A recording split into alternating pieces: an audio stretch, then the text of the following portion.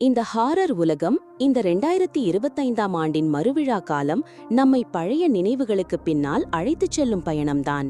Silent ஹில்லின் அந்த நிழல்கள், அந்த இடங்களின் குமிழ்ச்சியும் அசௌகரியமான சத்தங்களும் இப்போது மறுபடியும் உயிரோடு நம்மை சந்திக்க வருகிறன.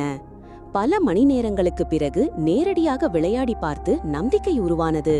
இதோ இந்த தொடர் நம்மை மீண்டும் அந்த அச்சமயமான உலகத்தில் ஆழமாக மூழ்கச் செய்யப் போகிறது. அந்த தொடரின் உருவாக்கத்தில் உள்ள குழுவின் ஒவ்வொரு முயற்சியும் ஒவ்வொரு விசாரணையும் நம்மை பயத்தில் மூழ்க வைக்கிறது. இங்கே அச்சம் வெறும் காட்சிகள் அல்ல, அது நம் உள்ளத்தில் உருகொண்டு நம் உயிரை அதிர வைக்கும் உண்மையான உணர்வு. டையிங் லைட் தி பீஸ்ட் என்று சொன்னால் அது வெறும் சாமானிய தொடரல்ல.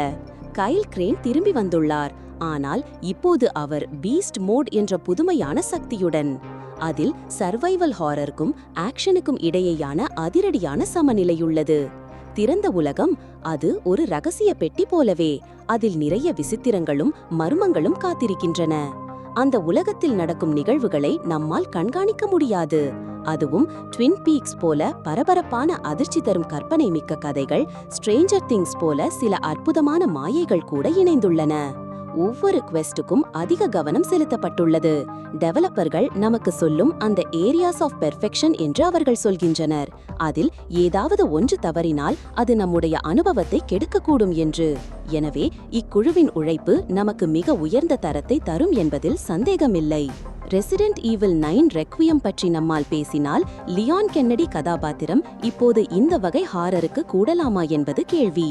25 வருடங்கள் ரெசிடென்ட் ஈவில் விளையாடிய நம்முடைய அனுபவத்தை கொண்டு சொல்ல வேண்டுமானால், அவர் ஆக்ஷன் ஹீரோ போல அதிகமாக மாறிவிட்டார்.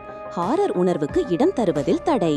எனவே இந்த தொடரில் அவரை விலக்கி புதிய கதையை அழகு செய்ய வேண்டும் என்று நம்புகிறோம். புதிய ஹாரர் கேம்களில் பிளம்ஹவுஸ் வெளியிடும் முதல் FPS மிகவும் விசித்திரமாக உள்ளது.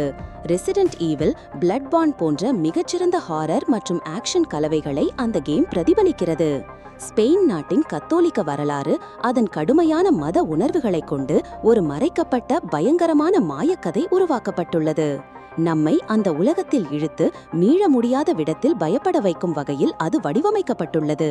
அதே சமயம் ஹெல் ரைசரின் மறுபடியும் வருகை நம்மை அதே பழைய உடைந்தேக்கும் அசைவுகளை மீண்டும் கண்டு அதிர்ச்சி அடையச் செய்யும். இது எப்படி இருக்கும்? எந்த மர்மங்களை கொண்டு வரும்? எத்தனை வெட்கமும் அசுத்தமும் மறைக்கப்படாமல் வெளிப்படும்? இந்த கேள்விகள் நம் மனதை பரபரப்பாக செய்திடுகிறது. இத்தகைய பல கேம்கள் பழையவை புதுப்பித்து புதிய முறையில் பயத்தை அதிகரித்து நம் உள்ளங்களை அதிர வைக்கும் முயற்சியில் உள்ளன. இந்த முழு ஹாரர் மறுவிழா நமக்கு ஒரு பயணம்.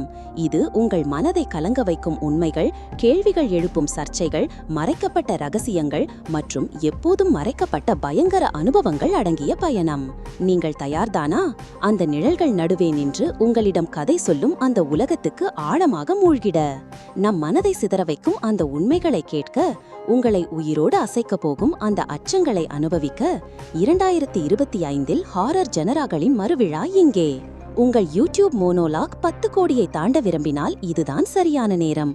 உங்கள் வார்த்தைகளை பயங்கரமாக, உண்மையாக, பரபரப்பாக நம்முடன் பகிருங்கள். உங்கள் குரல் இந்த மர்ம உலகத்தை அசைக்கட்டும். இந்த உலகம் சாய்ந்திருக்கும் இருளில், நிழல்களில் மறைந்திருக்கும் கதைகளில் நமக்கு கதை சொல்லும் அந்த மர்மங்கள் எப்போதும் மறைக்கப்படாது. நாம் அவற்றை வெளிச்சத்தில் கொண்டு வர வேண்டும். நம் பயத்தை நம் குரலில் வெளிப்படுத்தி உலகிற்கு சொல்ல வேண்டும். அந்த உண்மைகள் உங்கள் உள்ளத்தில் தீபமாக பிரகாசிக்கட்டும். அதுதான் இந்த ஹாரர் மோனோலாக் நம்பிக்கையும் நோக்கமும். இப்போது உங்கள் அசையும் குரலை தயார் செய்யுங்கள். அந்த நிழல்கள் உங்களை அழைக்கின்றன. நீங்கள் அவற்றை எதிர்கொள்வீர்களா? அதுவே உங்கள் பயங்கர, மறக்க முடியாத பயணத்தின் ஆரம்பம்.